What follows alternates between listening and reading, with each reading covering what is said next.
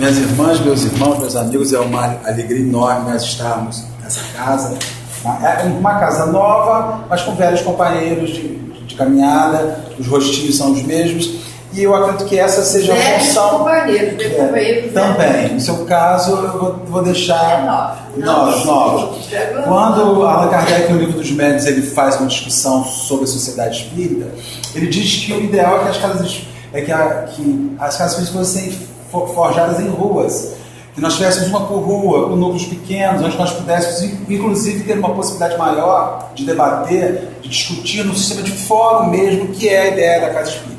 Infelizmente, aqui no Brasil, nós que já vínhamos com um movimento do catolicismo muito forte e habituados a naves gigantescas, a gente acredita que seja esse o objetivo. Então nós começamos a gerar instituições que foram se tornando um lugar onde pessoas vão e que muitas vezes nós não sabemos nem quem é aquele companheiro que está do nosso lado. É óbvio que nós vamos fechar essas casas espíritas. Eu mesmo estou inserido numa casa espírita, que eu vejo gente nova todo dia, mas que é bom e é útil, e que nós possamos, de uma certa forma, essa casa que está nessa sua fase iniciante, com um núcleo menor, que aproveite isso e que uns suguem dos outros o que de melhor tem e se sirvam, para que a gente depois, quando a coisa se amplia, a gente perde essa relação, e é essa relação que cria em nós um fortalecimento da doutrina espírita, essa consolidação.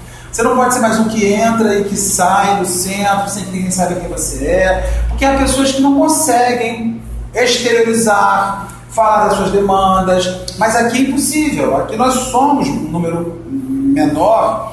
A minha turma de ESG, Cabo Frio, tem 30 participantes. Então, assim, já é uma reunião pública dentro da instituição. Nós conseguimos, sabemos quem são aquelas pessoas, mas se ficar muito, mas tinha gente que até pouco tempo não sabia o nome, porque chega às vezes um e sai um, e a gente não como é que é o nome dessa pessoa mesmo, já são 30 nomes de pessoas que você não vê habitualmente em outras tarefas, né? Vamos falar de miséria e pensar um pouco sobre a sociedade. E por que Allan Kardec se preocupa em O Evangelho segundo o Espiritismo falar sobre essa perspectiva de uma sociedade de lutas, de miséria e de transformação que se espera? É muito interessante que é um texto redigido no final do século XIX, no meio do século XIX, para o fim, que chega, e é um texto de Allan Kardec, que particularmente vou dizer aos companheiros, quando ele tira para escrever, ele às vezes é superior em raciocínio até que os próprios espíritos luminosos que estão escrevendo, porque ele mostrava ali o quanto ele entendia aquilo, o quanto aquilo fazia sentido na cabeça dele, né? E então ele vai redigir sobre essa questão de miséria. É importante que a gente reflita o que ocorre, como é que esse processo desencadeava as situações. Muitas vezes nós olhamos para as comunidades do Rio de Janeiro, as favelas e os morros, aí você fala assim, meu Deus do céu, como é que isso veio parar aqui? Temos às vezes a impressão que aquilo começou ontem, que ninguém percebeu. As comunidades cariocas, elas começaram em 1888, quando a princesa Isabel assina a Lei Áurea.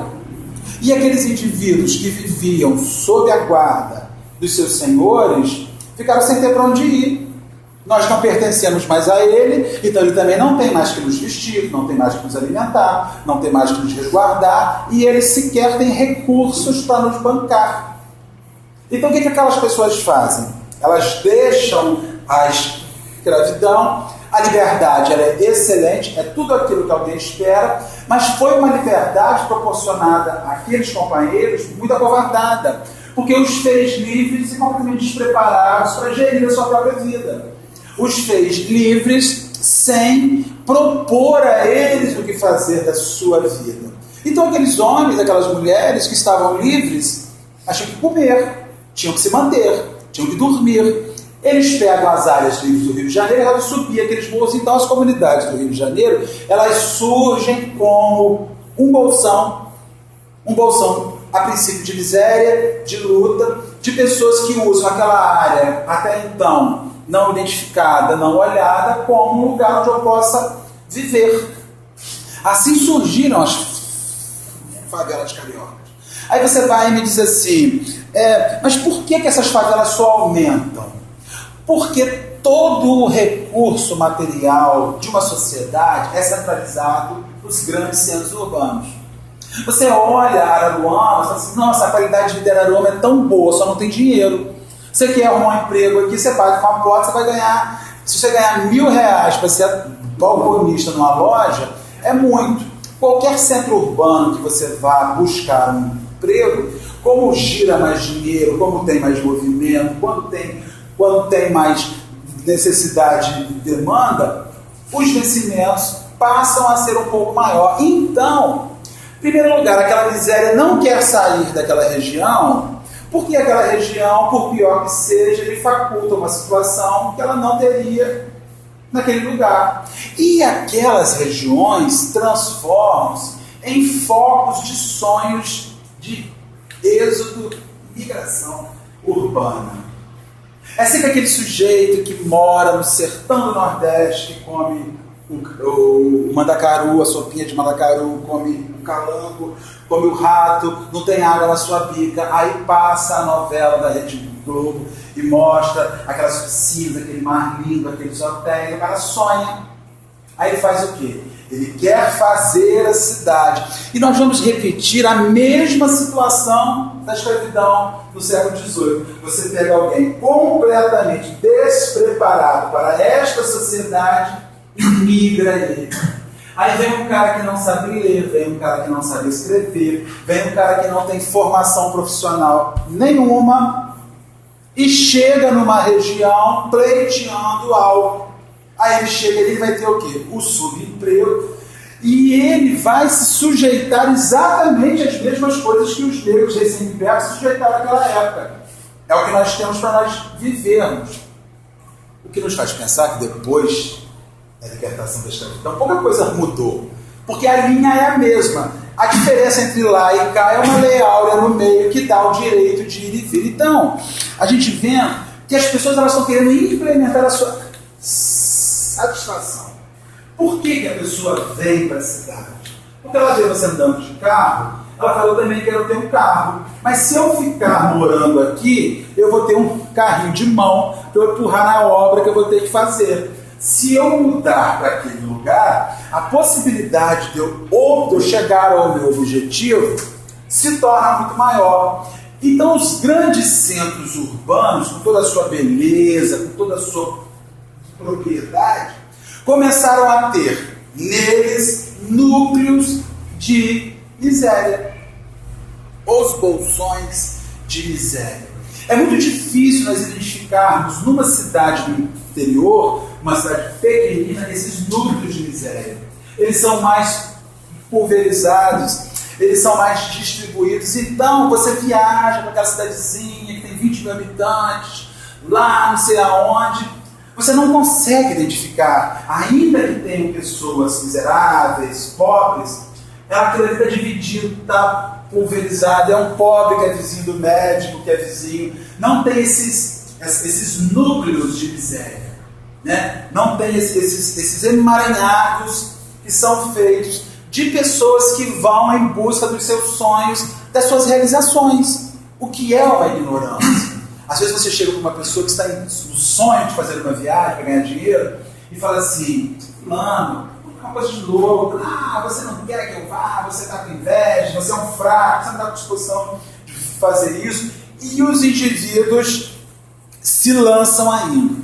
De uma certa sorte, essa migração se sana um problema por um ângulo, ou seja, pessoas que estão em dificuldade, conseguem aliviar um pouco aquela cidade saindo, chegam em outro lugar e começam a gerar um problema. Porque chega ali, se morava em um lugar que não pagava aluguel, era uma casinha da família, de supapo, de sapê, mas era uma casinha, sai de morar numa cidade onde qualquer aluguel é R$400, por mais barato que seja, por mais simples que seja, ele já tem que chegar tendo que arrumar esses R$400 por mês para isso. Então, a gente vai identificando que por mais maravilhosa que sejam as cidades, por mais sensacionais que seja São Paulo, seja o Rio de Janeiro, seja Londres, seja Nova York, seja Paris, seja Roma, essas cidades têm, ainda que aos nossos olhos não apareçam, núcleos de miséria. O que não quer dizer que essas cidades sejam miseráveis. Há ali os bolsões. O que é que nós estamos começando a falar sobre isso? Porque é justamente isso que Allan Kardec vem falar no Evangelho segundo o Espiritismo sobre a situação da Terra. Ele diz o seguinte: admira-se em haver sobre a Terra tantas maldades e tantas paixões inferiores, tantas misérias e toda enfermidade de toda sorte, concluindo que miserável coisa é a espécie humana. Esse julgamento decorre, segundo ele fala, de uma visão estreita, que dá uma falsa ideia de conjunto.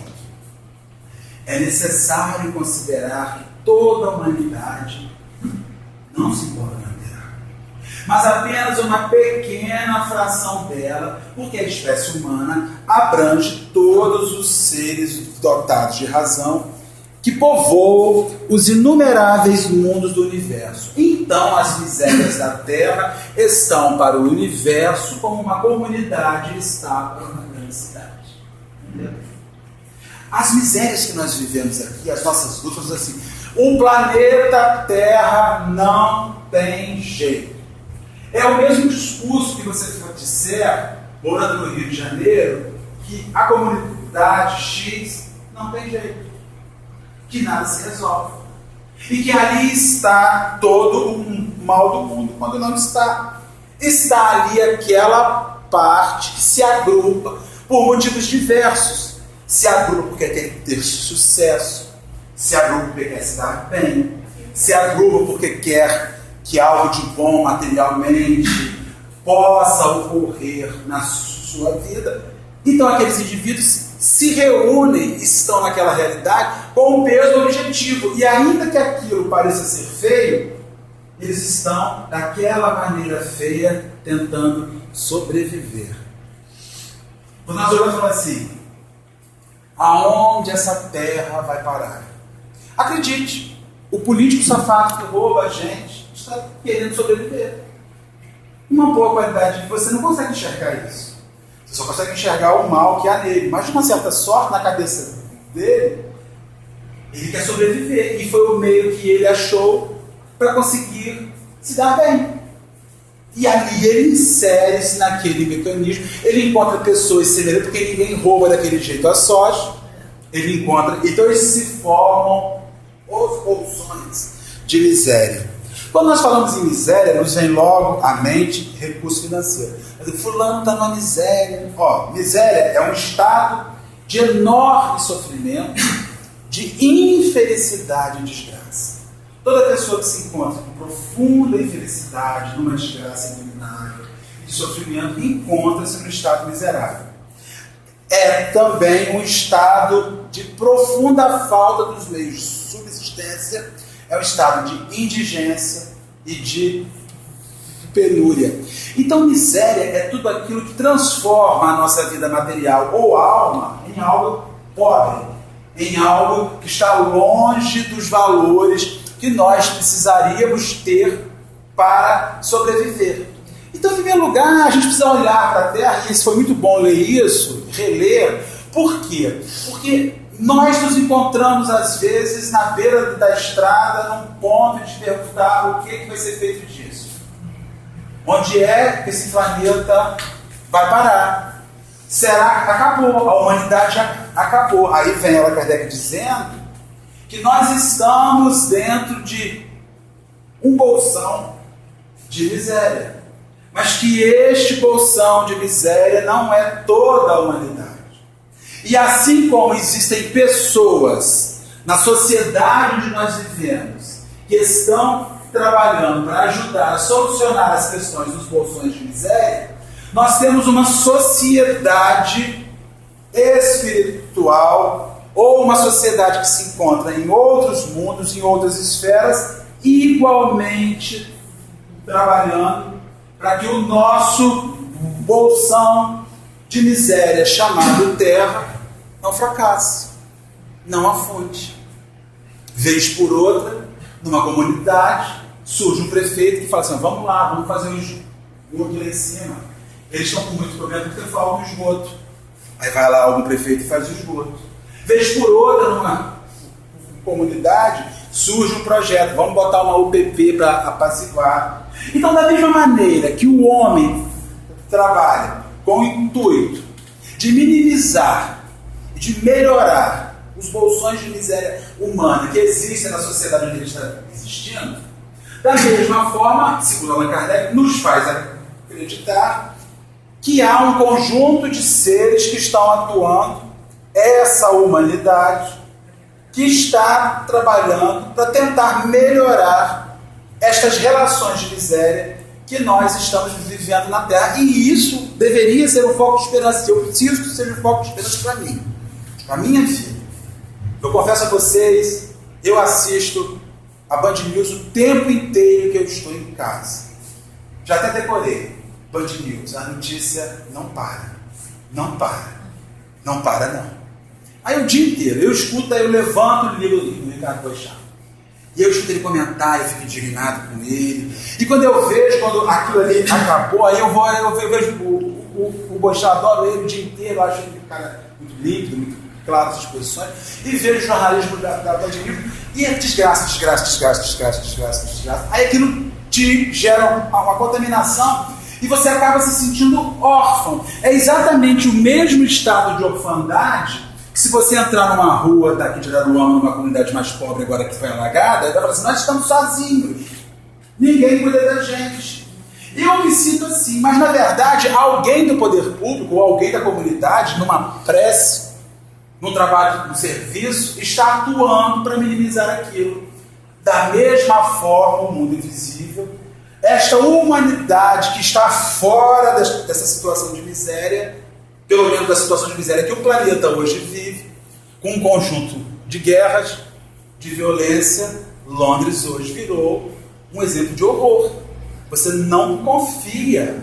Eles estão conseguindo tirar o desejo de qualquer pessoa que tenha de ir para a Inglaterra, para Londres. Está complicado. Diariamente, quase, há um atropelamento, uma bomba que explode, um carro que avança e mata alguém. Então isso está gerando uma situação. Então a gente está vendo que essa situação de miséria não é mais uma exclusividade das sociedades atualmente miseráveis, mas está embutido, fazendo a gente enxergar que essa miséria fez uma contaminação em todo o processo social que estamos vivendo. Ora, o que seria, segue Allan Kardec, a população da Terra diante da população de todos esses mundos?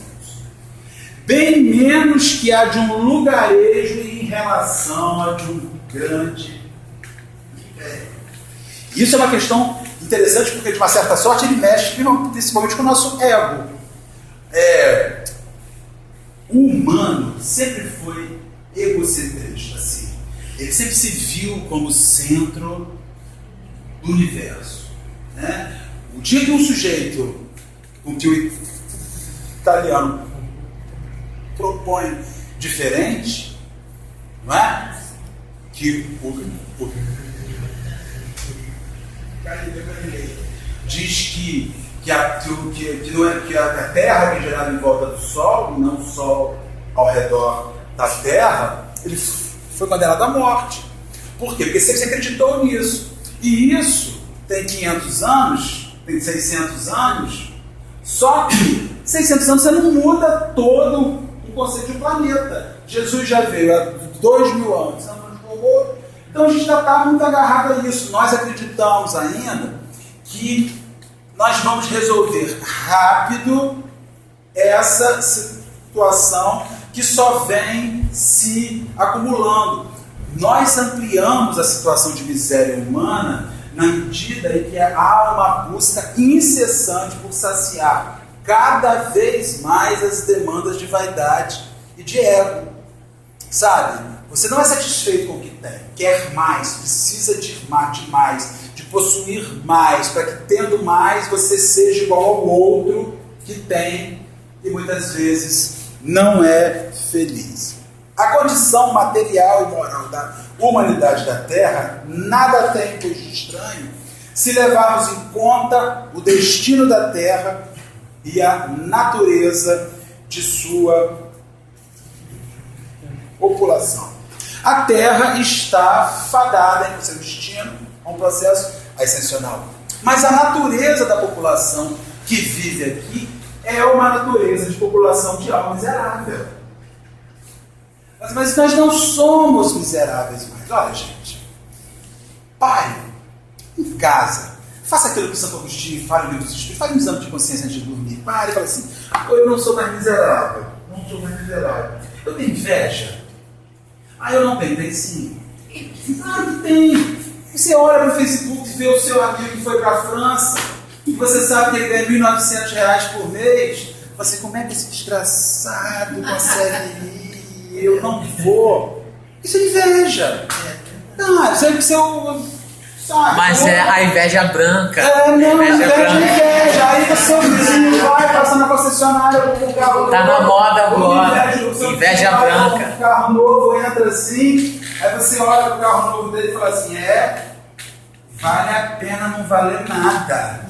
Não vale nada, e olha o carro na garagem.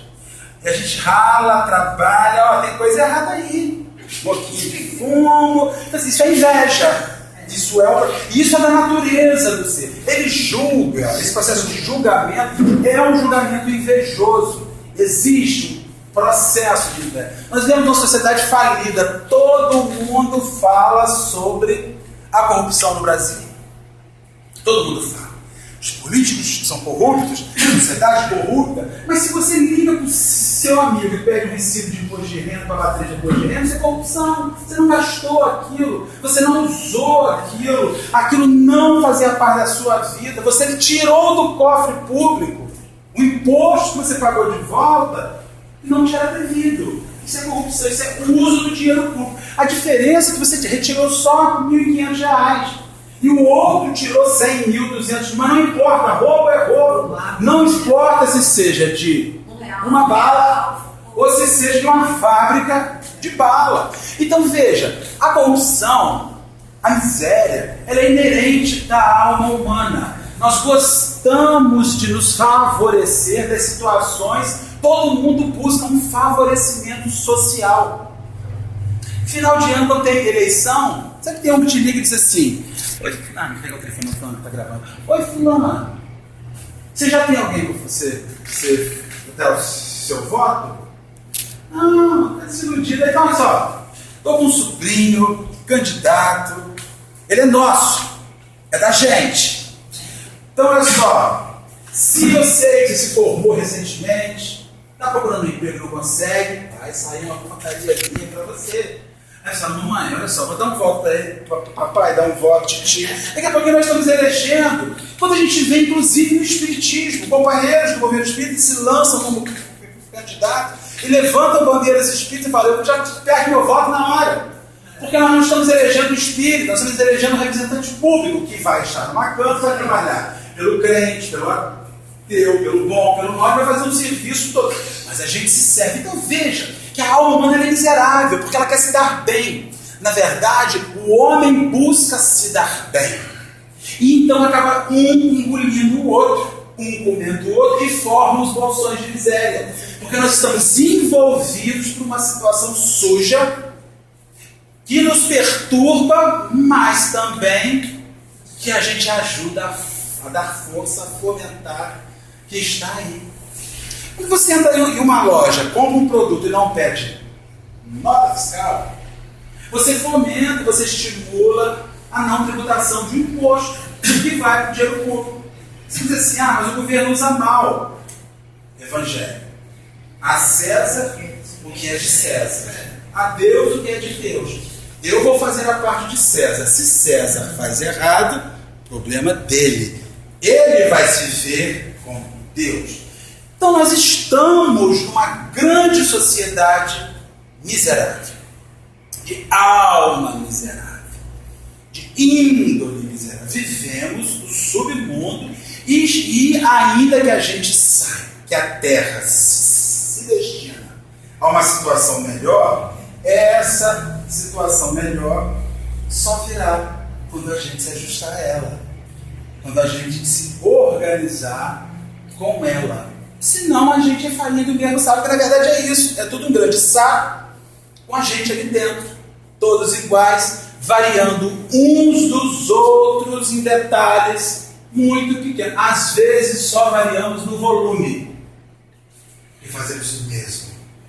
Variação de volume. Um faz muito, eu faço o meu pouquinho, sabe? E nós estamos ali naquela situação de limite. Faríamos uma ideia muito falsa dos seres de uma grande cidade, da população de uma grande cidade, se a julgássemos pelos moradores dos bairros mais pobres e sórdidos. Se você olha para a Terra e identifica só a sociedade humana que vive na Terra, você se choca. No Oriente Médio, guerra. Agora eles já exportam não só o petróleo, mas exportam também um homem bom, exportam terrorista. Na América, na África, fome. Na África, as doenças infecto-contagiosas dizimando, nós não fazemos ideia de quanto morre de gente de doença infecto-contagiosa na África. Eu gosto muito de ver uns vídeos muito doidos. Eu adoro a internet. E gosto de ver uns vídeos muito doidos. Eu vejo, já peguei um vídeo, tem uma instituição que tira bicho de pé. Engana. Eles vão para a África para tirar bicho de pé. Aí você fala para mim assim, Marcelo, mas para tirar bicho de pé, eles tiram 200 bichos de pé em um pé. Os pés estão deformados, perderam a forma. Aí você fala assim, meu Deus, eu fico em casa e falo assim, como é que esse rapaz, essa senhora, essa criança chegou a contabilizar 200 bichos de pé sem fazer nada para tirar aquilo que a gente adora, pega uma agulhazinha, puxa, explode aquilo, até gostosinho, uma coceirinha boa, né? Mas não, a pessoa... Aí você fala assim, mas é da alma miserável, é aquela alma que não, que assim, o mundo abandonou, que todo mundo não tem nada para fazer, então isso vai ficar aí. Aí vai uma comunidade que vai para lá para tirar bicho de pé.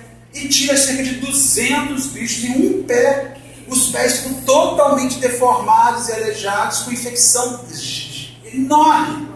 Porque aquilo se evolui. Então nós temos na África com isso, nós temos na Europa essas pessoas que migram para aquela região de riqueza e que acabam instigando o desequilíbrio e propalando toda essa desordem. Então, nós não podemos olhar a humanidade só sobre essas comunidades. Porque se nós olharmos a Terra sobre só esse ângulo, o que vai acontecer em cima de nós? Desânimo, perda de esperança. E a sociedade está vivendo isso. E o espírita não pode estar nisso. Ah, acabou. Eu tenho dia que eu falo assim, ih, Jesus, manda bomba. Eu já levanto assim, Senhor, manda bomba. Deixa a Coreia do Norte mandar as bombas, acabar logo essa confusão toda. Mas dá desânimo. Mas aí nessa hora, a gente toma, porque os espíritos amigos de vocês, eles falam com gentileza. O meu me dá um chute. Pá, acorda! Eu vou no chute. Acorda, eu falo, desculpa, eu vou rezar. Por quê? Porque paira sobre a gente aquela queixa assim, como é que isso vai acabar? Quando é que eu vou conseguir sair dessa gigante bolsa de misérias que é a Terra? E o pior, uma bolsa de miséria é lindíssima. Praias com lagoas, com montanhas, com rios, com florestas, mas que faz ressaltar que a questão é humana. Este planeta está preparado, sendo preparado para se tornar uma casa de gente melhor, mas que se mantém ainda numa perspectiva miserável. No hospital, só vemos os doentes e estropiados. Em uma galera, os barcos, vemos todas as torpezas, todos os vícios reunidos. Eu tenho até que horas? Você tem até às 9 horas. Ah, tá bom. Vai acabar antes. todos os vícios reunidos. Nas regiões insalubres, a maior parte dos habitantes são pálidos, fracos e doentes. Aí sai Kardec. Pois bem, consideremos a Terra como um arrabalde, um hospital, uma penitenciária, um Pantanal, porque ela é tudo isso a um só tempo. Talvez seja isso o momento para nós refletirmos sobre a demanda de serviço incessante da Terra. Porque às vezes nós somos, ante a sociedade mundial, aqueles indivíduos que uma comunidade miserável, mas que fez um barraquinho melhorzinho ali. Botou uma belinha, botou um arzinho condicionado, comprou um móvelzinho maneiro na Casa Bahia, parcelou, comprou o seu carrinho, mas continua vivendo num lugar miserável, numa comunidade miserável. Isso instiga em nós o egoísmo, e você para de enxergar o sistema e passa a enxergar só você. O lugar é uma porcaria, mas a minha vida nesse lugar já está ótima. Está melhor que a do Ciro, está melhor que a do Rogério. Então tá bom assim. O espírita, diante dessa perspectiva da Terra, não pode se acomodar. Eu saí, me aposentei no Rio de Janeiro, do horror daquele plano, vim morar em Araruama. Você continua na região miserável, um planeta miserável, de pessoas de índole miserável. Aí você para de fazer a sua obra por transformar, por oferecer ao sistema que você vive, porque você está morando num barraquinho melhor, ar-condicionado, na garagem. Mas a comunidade é a mesma. Aí nós entramos num processo de egoísmo. Então é por isso que o espírita é convocado ao trabalho incessante, onde quer que ele esteja, por melhor que você esteja. Por quê? Porque por melhor que você esteja, a comunidade que você está, não está. Não está. Então nós não temos o direito de sentar em cima da vidinha mansa, aparente e egoísta que nós construímos e esquecer que todo o sistema ao nosso redor está fracassando. É por essas e outras que os grandes homens que atuaram pela humanidade, eles trabalhavam sempre, ainda que não precisassem, ainda que não houvesse necessidade, porque o mundo não está assim. Não é porque a nossa vida é um barraquinho rebocado, arrumado, numa grande favela da Terra, que nós vamos ser egoístas, esquecendo que daqueles que estão ao nosso redor, precisando de você, precisando de mim, precisando que a gente faça algo para que eles também reboquem os seus barracos, melhorem os seus barracos existenciais, e aquilo que se transformou num bolsão de miséria passe a ter a dignidade e consiga sair da situação que está inserida. O que a doutrina espírita ela busca em nós enquanto espíritas? É o serviço pelo enriquecimento da alma nosso e daqueles que estão ao nosso redor. Não dá para parar, tem que seguir adiante. Então, podemos considerar, Allan Kardec, a Terra como um arrabalde, um hospital, uma penitenciária, um Pantanal, porque ela é tudo isso em um só tempo, e compreenderemos porque as suas aflições sobrepujam os prazeres. Por que não se enviam aos hospitais as pessoas sadias, nem às casas de correção, as que não praticam crime? E nem os hospitais, nem as casas de correção são lugares de delícias. Ele diz assim, nós estamos num lugar que é uma penitenciária e um hospital. Então tem gente enferma e tem gente aprisionada pelos seus equívocos.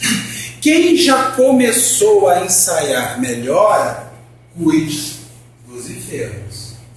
Quem já começou a ensaiar libertação, comece a ajudar os prisioneiros. É esse serviço, é esse ofício que se espera para que a terra avance. Porque, na verdade, nós ficamos muito assim, olhando assim, está tudo uma porcaria, está tudo muito ruim, vamos rezar, vamos dar tudo uma porcaria. Mas se as pessoas que estão começando a ficar saudáveis não auxiliam os outros a encontrar esse caminho, não mostram, não estão ali para ajudar, como é que o outro sai? Não funciona assim. E aí recai sobre nós espíritas. Eu digo aos companheiros uma coisa: esse negócio de espiritismo é uma coisa muito complicada. Porque quanto mais a gente entra, o espiritismo é a única religião que bate sem parar no seu fiel. Todas as outras religiões libertam o fiel. Você entrou na espírita todo dia uma pancada. Pá! Não tem perdão com a gente. Em todas as religiões há indulgências, há perdões, há compreensão. A doutrina espírita não tem. Ela vai bater na gente até a gente levantar. É igual aquele elefante que tem um filhote que cai no chão, que ela chuta até que ele levante, porque ele só entende assim. E nós do setor espírita, não há nada que você abra de leitura que te isente do serviço, que te isente da transformação, que te isente de fazer algo. O tempo inteiro você está lá chorando, reclamando. Daqui a pouquinho você lê uma coisa e fala assim: para de chorar, enxuga o pranto. Tem gente que tem situação pior que você, pega para fazer alguma coisa. Engula a sua dor e vá cuidar da dor alheia. Então Allan Kardec diz o seguinte: nós estamos numa grande penitenciária, num grande hospital, com gente ruim e com gente enferma. No meio disso daí, que não é o mundo inteiro, mas é uma porção de miséria anti-universo, a gente aí fora que está trabalhando. Mas essa gente que está trabalhando precisa daqueles que estão dentro desta região para serem os intermediários de transformação. E quem são essas pessoas? Os homens de bem. Ou os homens que estão querendo ser de bem. Poderíamos dizer que seriam aquelas pessoas que são reconhecidas pelas suas transformações morais e pelos esforços que empreendem para domar as más, que são os espíritas, segundo define Allan Kardec em O Evangelho segundo o Espiritismo. Então, se a gente está ali numa sociedade suja, nós temos uma opção: ou nós nos mantemos miseráveis como essa sociedade, ou nós nos insurgimos contra essa miséria que tem em nós e posteriormente mostramos e levamos ao outro uma proposta para que o outro também insurja-se e mostra para ele que ele não é obrigado a viver assim. E a sociedade não precisa ser assim, porque a sociedade somos nós. Aí fica o sujeito espírita, assim, passa a vida inteira assim: estou esperando, porque a Terra vai dar um salto de provas e expiações para a regeneração. A Terra não vai dar salto. Quem vai dar salto são as pessoas que estão na Terra ou não. Então é o seguinte: se você não é um indivíduo que faz uma adequação, se você é um indivíduo que tem satisfação com a miséria, se satisfaz com a miséria, se beneficia da miséria, você pode ser uma pessoa que está preparada para a regeneração? E você gosta disso aqui. Eu gosto disso aqui. Se você é uma pessoa que levanta, que pega a sua funcionária do lar, ou aquele seu amigo que vai para a fila pegar um exame, que você não quer chegar às 4 da manhã, mas pede alguém para ir lá ficar no seu lugar e dar uma volta. Ou você tem um amigo que trabalha na marcação, que toda vez que você outro dia fizemos um atendimento fraterno, eu faço atendimento fraterno no Trabalhador de Jesus, e a gente escuta as maiores loucuras do planeta Terra, porque você escuta o quanto o sujeito é miserável e não identifica o estado de miséria dele. Aí chegou um senhor lá, já idoso, quase 80 anos, no segundo casamento, não era uma criança. Ele começou assim. Sentou, a gente deixa bem à vontade, eu deixei bastante à vontade. O homem falou uma frase e começou a chorar. Porque eu não sei porque a minha vida está assim. Meu casamento acabou, não tenho casado com meus filhos. Porque eu sou bom, porque eu ajudo o filho, porque eu ajudo. Para, só pode ir embora então. Isso aqui é só pra gente ruim. Gente boa não vem aqui não. Só gente ruim.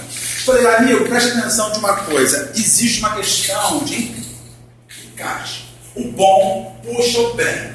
O que não é bom puxa o mal. Se você é bom e tem a presença do mal, você não é bom, você se engana.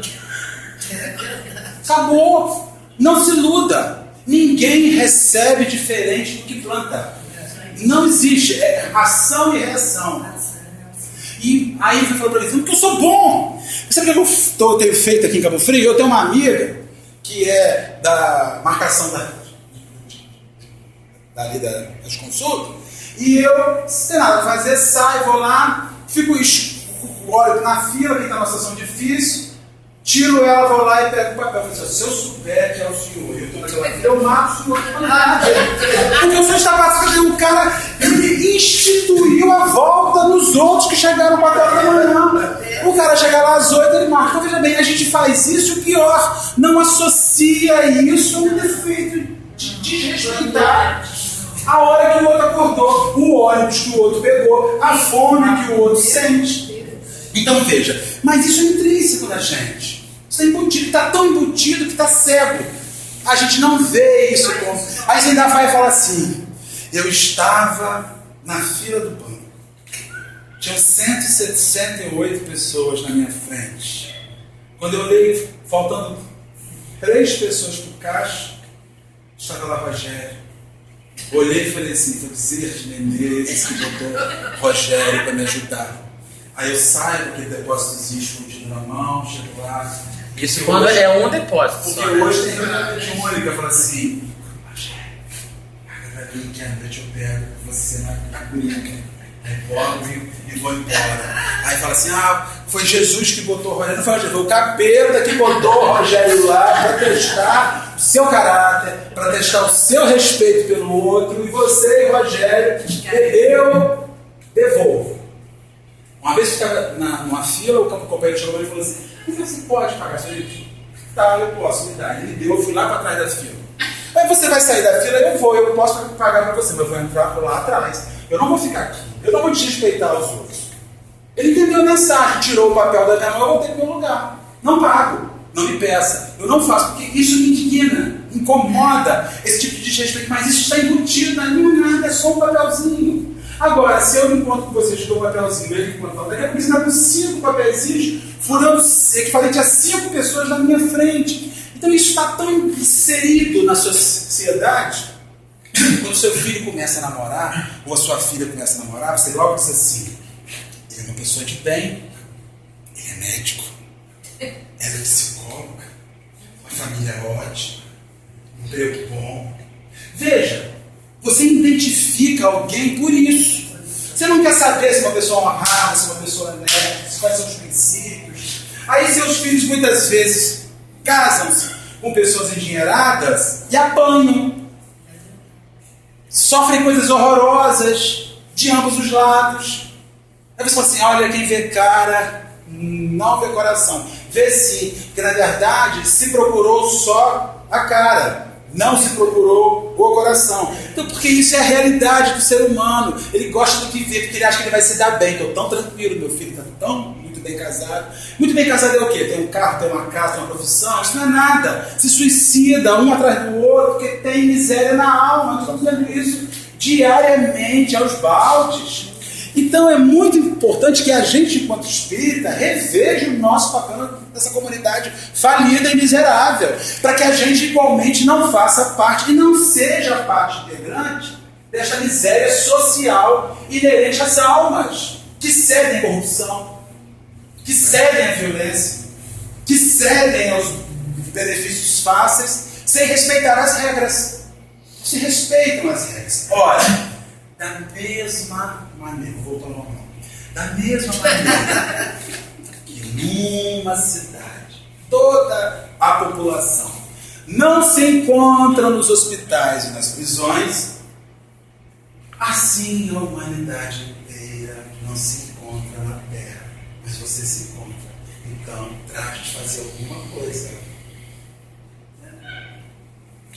E da mesma forma que saímos do hospital quando estamos sarados, curados, e da prisão quando cumprimos a pena, o homem sai da terra para mundos mais felizes quando se acha curado de suas enfermidades morais. Agora, será que nós precisamos sair da terra? Ou nós não deveríamos fazer um esforço para fazer uma mudança na terra? E um processo de esforço que começa em mim. Não é uma campanha de internet, não é um movimento para a saída da miséria, não. É um processo seu. Cada hora que você for fazer algo que é duvidoso, pare e pensa, o que esse meu ato diferencia de verdade do ato do fulano de tal? Não vou fazer. Aí você vai pensar em virar um extraterrestre, porque ninguém vai entender. Ninguém vai compreender a sua situação. Mas é justamente nessa hora que o sentido de nós estarmos aqui vai aparecer. A cura, o enriquecimento, deixar essa miséria que tem um ourinho aqui, um brilhantezinho aqui, mas que é miserável, que nós estamos vivendo. E deixar de entender e achar que isso é normal. Porque não é normal. Normal é seguir fazendo um movimento para a cura. Só que o que está acontecendo para nós finalizarmos? Está havendo um desânimo humano. A gente deixou de acreditar. A gente não acredita na terra, a gente não acredita nos outros. E o pior, a gente não acredita mais na gente. No poder de transformação pessoal. Aí vem Allan Kardec, há 160 anos, 50 e tantos anos do Evangelho, e vai dizer o seguinte: ó, isso aqui é um hospital, uma penitenciária. Você está nele porque está doente e está com dívidas. Então comece a acertar suas contas e comece a encontrar a saúde. Que você sai daqui. Ou melhor, quando você se tornar um espírito grande demais, você resolve que o melhor não é sair daqui, mas é ficar aqui e ajudar os outros a se transformar. É Bezerra de Menezes, lá do livro O Semeador de Estrelas, da Sueli Schubert. Ela diz que Bezerra morre, desencarna no Rio de Janeiro, grande médico dos pobres, chega na cidade, indo no leito, na cama, descansando. Quando ele abre os olhos, Celina, a mensageira de Maria, do seu lado. Aí começa, meu filho, estamos aqui, vem a mãe da senhora, ela diz que você cumpriu a sua tarefa, já pode alçar lugares melhores. Ele fica todo animadinho, felizinho, né? Quando ele se anima, ele começa a ouvir um pranto, um choro, um ai, um ui, um burburinho. Assim, o que é isso que eu estou escutando? Ela vai falar: olha, eles estão chorando a sua partida.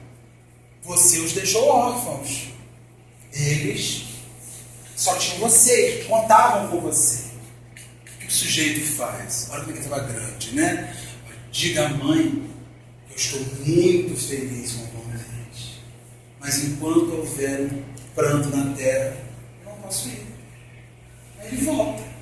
E vira o grande evangelizador que o Brasil tem hoje, que a América do Sul tem hoje, o Dr. Adolfo Bezerra de Menezes Cavalcante, que assume tudo isso daí, fazendo um trabalho de sustentação dessa nação, desse país, de tudo. Nós não temos dúvida que ele é um dos que gerencia essa bagunça toda. E ai de nós se eles não estiverem lá. Não é à toa que ele foi político, ele foi deputado imperial 1 ou 2 vezes. Não é à toa que ele esteve envolvido naquilo, porque ele é um cara que haja.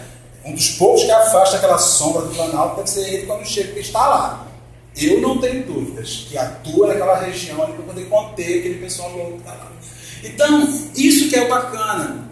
O bom de verdade, quando está pronto para ir embora porque ele é bom, aí ele fala assim, mas se eu sou bom mesmo, eu não posso deixar os ruins.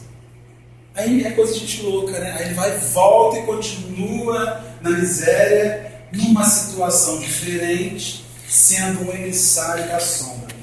Você não é um emissário de luz que se acende naquela sombra. Essa é a nossa perspectiva.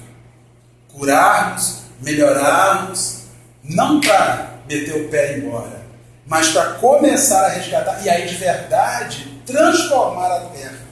Que a Terra só há de ser transformada por nós que estamos aqui inseridos.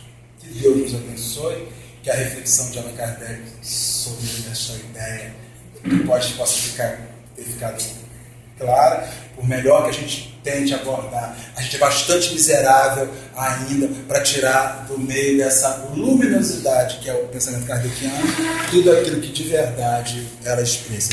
Uma vida longa, a instituição, a casa, e a todos os companheiros aqui.